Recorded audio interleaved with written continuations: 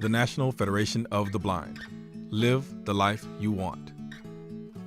When I was born, my parents didn't know that I was blind for about 6 months. And when they found out, they decided, you know what, we have not treated her any differently than we would any other kid or baby that we had, so why should we start now?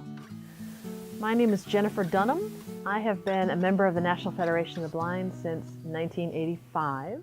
And I feel really blessed by the fact that they had that attitude, because I think it's helped me a great deal in life. So they expected me to go to school and do well like everyone else and learn how to read, so I learned how to read Braille.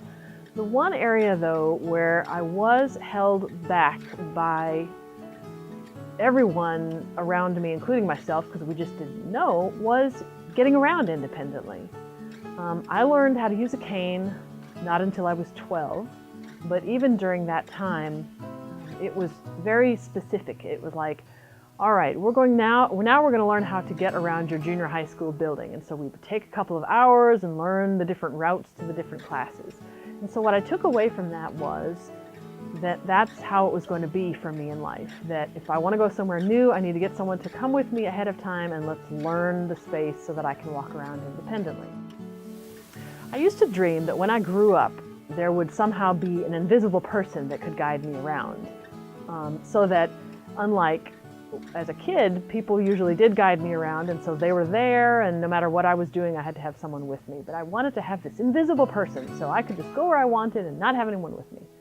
So life went on, I became a teenager, and things got harder as a teenager, because if you can't get around by yourself, things don't always go very smoothly. I was constantly worried about how I was going to get from point A to point B, and my friends, it was sometimes difficult because they wanted to go do what they wanted to do, I wanted to do what I wanted to do, and it didn't always work out that well.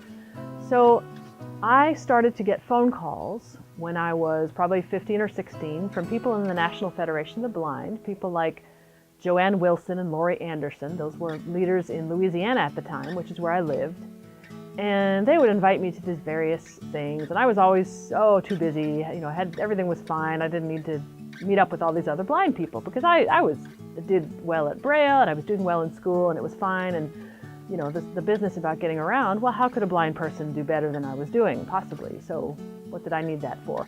However, I did one time join them for a student seminar, and one of the first things that happened was I got put in with a group, and it was determined that they had run out of some kind of supplies that they needed. So a big load of us loaded up and got into a car, and the driver didn't really know how to get around the city, but the person who did was a totally blind person. So that person was saying, okay, well, you go up this way and the interstate is going to be on your left, but you're going to go past there, and this street is on your right. And he was completely and this was before GPS was in any way part of life. So he had this all in his head, and I was astonished because I could barely get around my school, much less know how to get around the interstates and whatnot. So that was kind of the first thing that made me think, wait a minute here, I could probably learn a thing or two from this organization.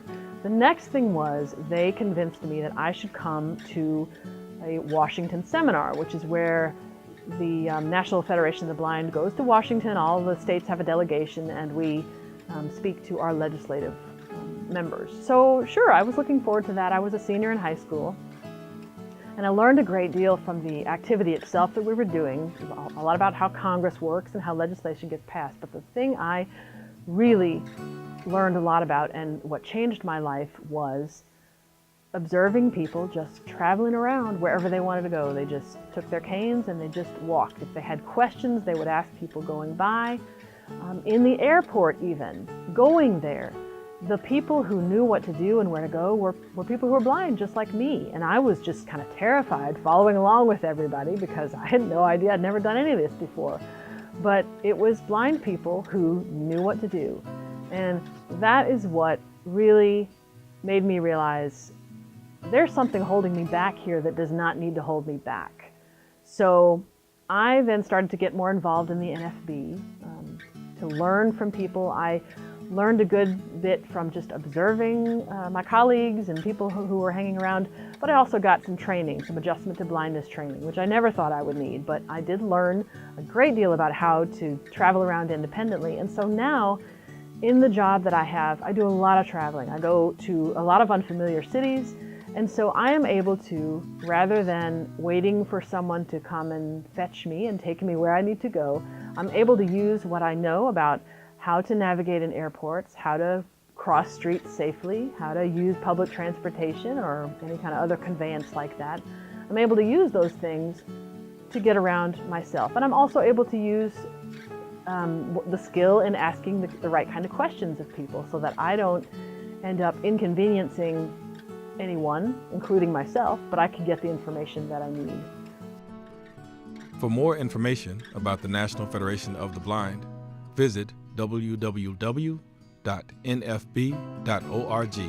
or call 410-659-9314.